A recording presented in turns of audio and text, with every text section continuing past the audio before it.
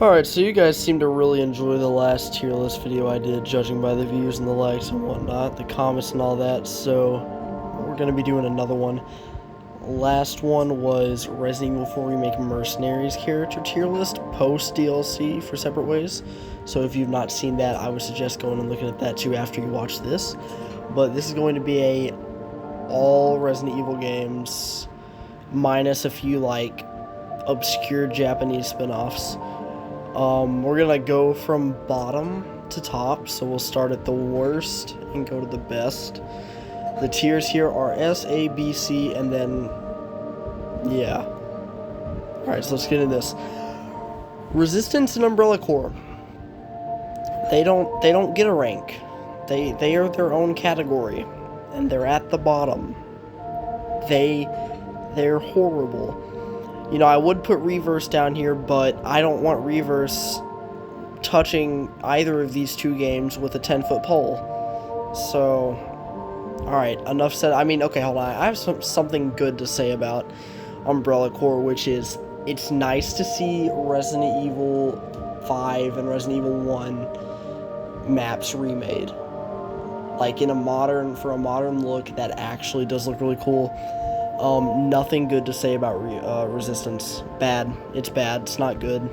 I'm surprised it lasted longer than Reverse, which we're going to talk about next. Reverse is fun. I like Reverse.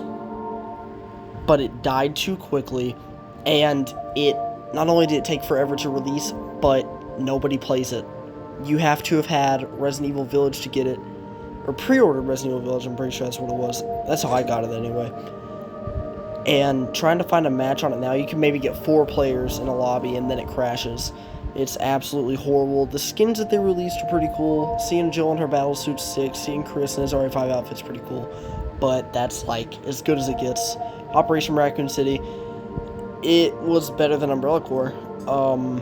They should have... Umbrella Corps really is just an attempt at Operation Raccoon City too. I like the whole kind of make your choice thing where you get to make choices in the game and you can kill Leon if you want to, but like that's literally it. Dead Aim, I enjoyed Dead Aim, but it's C tier because the game looks bad. You know, which is like, okay, I know it's an old game, but like it looks murky. It looks worse than Silent Hill 1. Like it looks bad.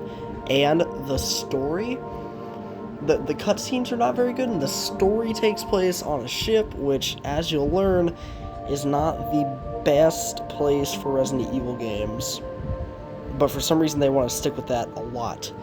Mercenaries 3D, it's fun, just no replay value, and you can't clear the save data on it. So once you've done everything on Mercenaries 3D, you have to buy a whole new 3DS if you want to start over again. And like I said, just no replay value. It's not very fun. It's kind of, you know, janky. Resident Evil Gaiden, another boat game. It's cool. You get to play as Barry. Barry's in there. We all love Barry. But once again, it just doesn't feel very Resident Evil-y. And also, it's like, it's cool because they tried to put it on the Game Boy. And they managed it, but it just doesn't quite feel like Resident Evil. It feels very compressed, if that makes sense. Gun Survivor 2, I haven't played it, I've watched it. I didn't like it. I didn't like it as much as I like Gun Survivor 1. Let's see. Umbrella Chronicles and Darkside Chronicles. We're in the B tier now. I like the Wii games are cool. The only problem with Darkside Chronicles is the shaky camera. Umbrella Chronicles is cool. You get to play as Wesker. You get to, you know, the games it retells is sick. But it's like a retelling of the stories. And it seems like if they're going to talk about Operation Javier in the 4 remake, it seems that they are actually considering the Darkside Chronicles way of telling the story canon, as opposed to like actual CVX, but you know. Anyways, moving on from that. Resident Evil 0, haven't beaten it yet. So far, it's cool. The mansion repeat's kind of lame, though, like when we reach that little mansion area off the train, and it takes too long. It's really annoying. It seems like a cheap way of just doing a mansion from Resident Evil 1. So Outbreak File 2 is noticeably worse than Outbreak File 1 as far as like the story and whatnot, but it's cool for the fact that it's multiplayer, and I think multiplayer whenever it comes to Resident Evil is just amazing, but I can't put it in the same tier as Outbreak File 1. Code Veronica X, another one I haven't beaten. I actually really do like it though, so I'm enjoying it so far. I don't like the character designs that they've went with. The character designs look a little weird to me, but I feel like that's pretty nitpicky. The voice acting isn't too good, but like, you know, I've got Resident Evil 1 in A tier, so it's like I really talk about voice acting. But I've always kind of just had something against this game. I'm not really sure what it was, but you know, once again, this is personal ranking here. Gun Survivor 1. Haven't played it, watched it, enjoyed it. That's all I really have to say about it. It's cool. Not A rank material, but I think it's B rank. Easy. Resident Evil 4 VR mode. Okay, so whenever we talk about VR, you know, virtual reality is kind of a whole new experience. It also depends on how you're playing it. Are you sitting in a chair using your controller, or are you standing up in a room, you know, like actually moving around doing the stuff? I like the idea of dual wielding. I like being able to, you know, toss the knife, do knife tricks and stuff like that. I'm pretty sure you can actually parry in VR mode too for 4. So, you know, that's all cool. The only reason it's not in S tier is because it doesn't have mercenaries and it doesn't have separate ways, which I guess wasn't with the original game's release anyway, so, you know, whatever. But Revelations 1 I just beat again recently, like replayed through, and I plan on making a video on. I really do enjoy Revelations. It's a boat game. The boat typically doesn't work, but it was really a return to roots for Resident Evil. Like, if I would suggest, if there's a modern day Resident Evil fan who wants to get into like the old Resident Evil games, I would suggest Revelations 1 being the transition game, because it feels very similar. It's got the perfect combination of modern Resident Evil with you know, older Resident Evil games, which is very nice. A trend that was gladly followed with Revelations 2. Resident Evil 7, I beat this for the first time a couple of months ago. Really enjoyed it. Like, they had a choice between Zoe and Mia. I'll have to go back and do the Zoe ending, but I really enjoyed it. It's very scary. The mold enemies are pretty creepy. But not S rank, only because, like, and this is just me, but this story, like, I seem to be the only person that thinks, like, where did any of this even come from? Where did any of this come from? Like, this was just random, thrown out of nowhere. This could have been its own side series, honestly. This could have been its own, like, they could have made this a whole new gaming franchise. But, of course, that story ended with Village, so.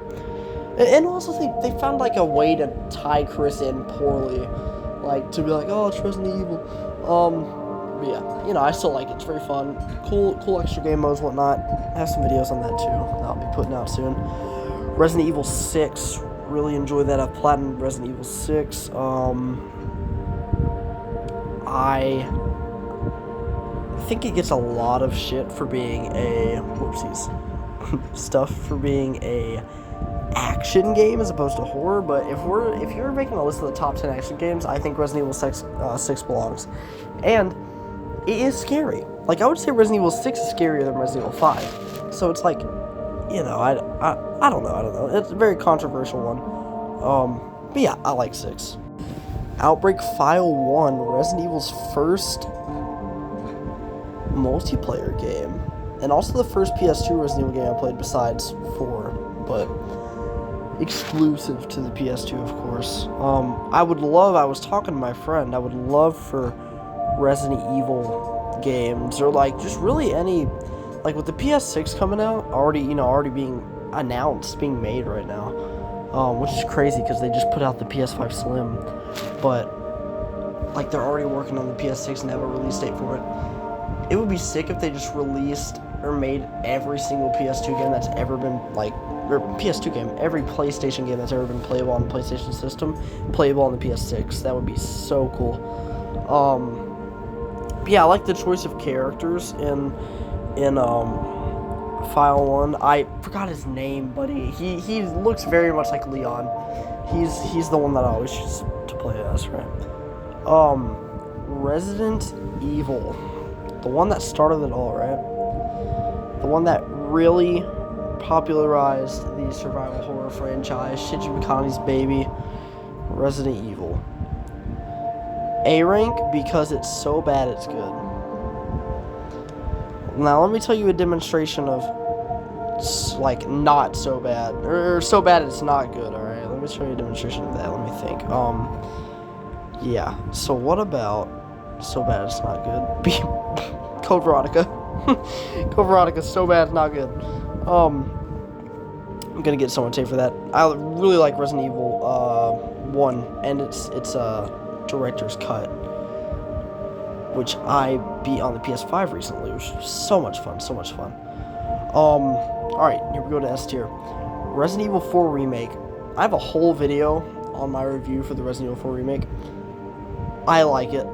I can't say it's better than Resident Evil 4 OG just simply because my nostalgia glasses are there, but like, I think from an unbiased standpoint, Resident Evil 4 Remake would be better than OG4. These are not in any specific order, by the way. Like S tier, just because 4 Remake is in the last spot in S tier and Resident Evil 1 is at the top, that doesn't mean I think 1 is better than 4. They're just like, S is S regardless.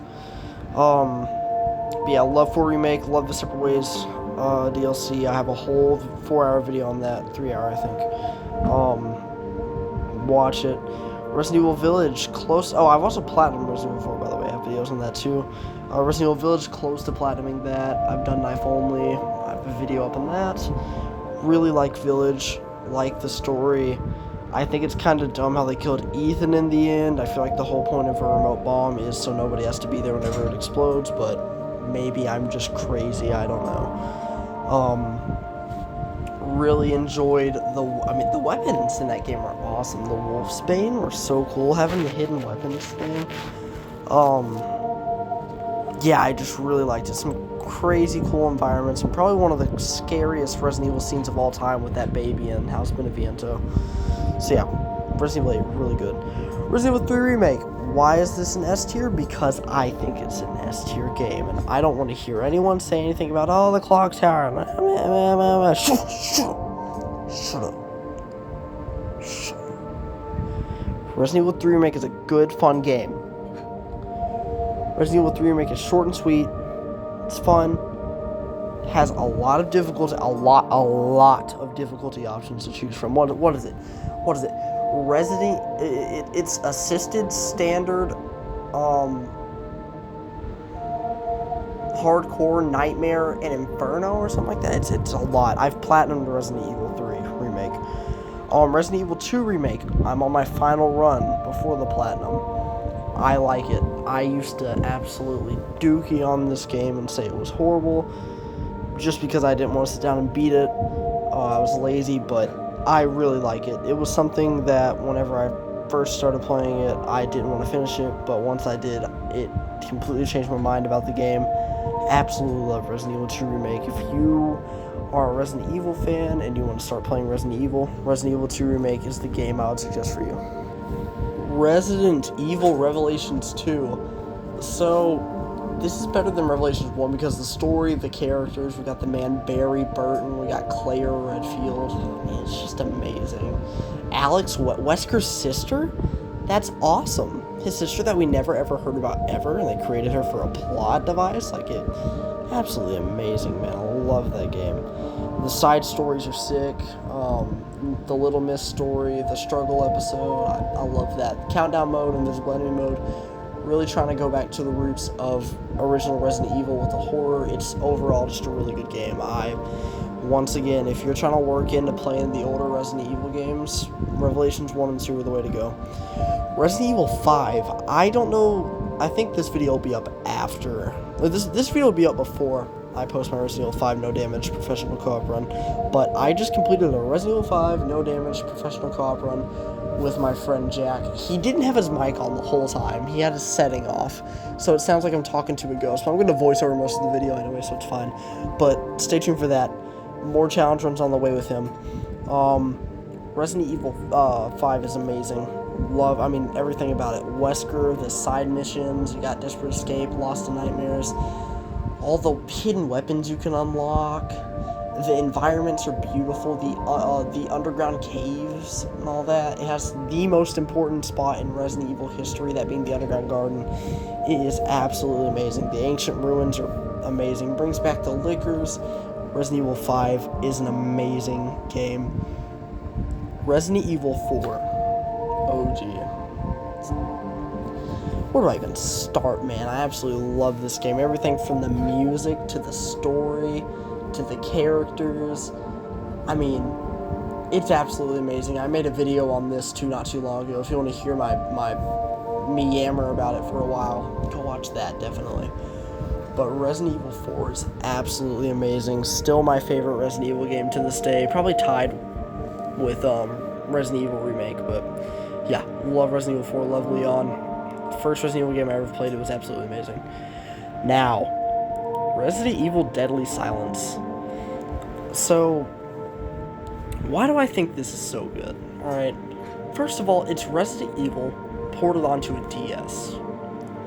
Alright, on top of that, even though the soundtrack swap is considered bad by a lot of people, it's still new soundtracks. If you don't like them, just play Resident Evil 1 on your PS1 or PS5 now. You don't have to do Deadly Silence if you don't want to. You know, unless for some reason that's the only copy of Resident Evil 1 you own. It's like, hey, you want to play Resident Evil 1? Whips out your DS. Like, what? But the save theme for Deadly Silence is absolutely amazing. So, I think Deadly Silence is S tier. This is probably a really hot take. I feel like this whole list is full of hot takes, though. So, you know, to be expected. Resident Evil 2. So, I think Resident Evil 2 is great for a lot of reasons. All right, we get Leon with his orange hair. I absolutely love it. We got Ada, the introduction of Ada, which she was like, they just made her character up off of one of the notes from Resident Evil 1, which is cool, like the John Ada thing. The police department's a perfect setting for a game. Raccoon City is one of the most important places in Resident Evil history, constantly referenced everywhere.